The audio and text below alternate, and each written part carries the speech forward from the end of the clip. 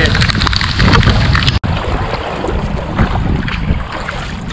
I want to give a big thanks today to Kayak DIY. He hooked me up with this kayak. This is actually a Viking kayak, and I gotta tell you, I was just caught out in the middle of a really nasty storm.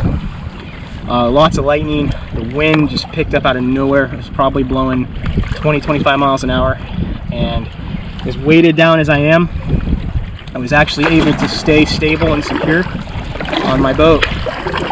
And I've been on a few different kayaks, diving wise, and you definitely always need a very good, stable, very easy to maneuver kayak. But I'll tell you, the rudder control, has the rudder control set up, that actually was able to keep me into the heading I wanted to, even in all that wind. And so I really like that.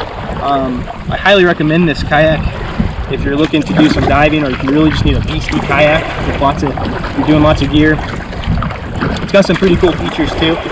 It's got a bilge pump with a bait well if you're fishing. It's got a insert that goes in the back. It's actually a cooler.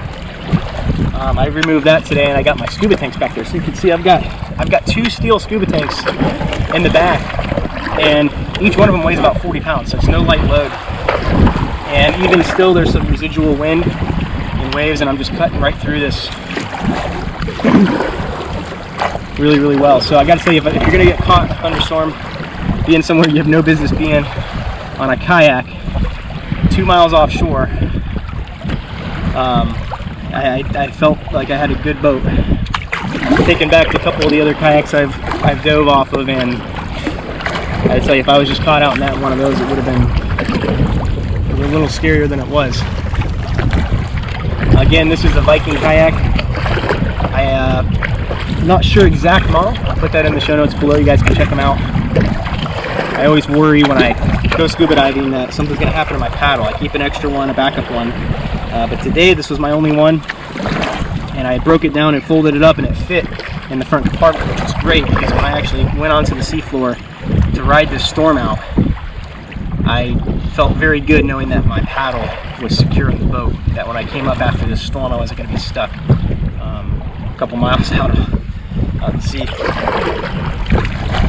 I can still see that storm behind me.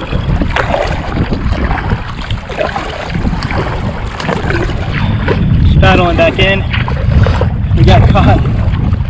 I got caught in a really bad storm. I was down diving, and I found a couple megalodon shark's teeth.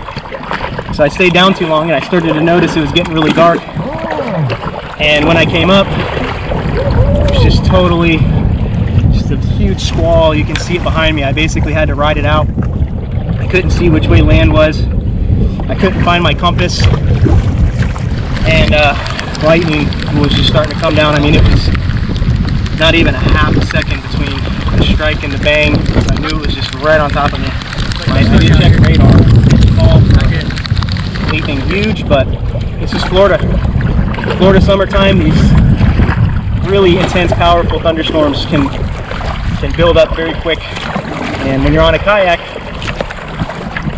that's just something you got to be careful about. And I'm just glad it's behind me, because it was not fun. Terrible.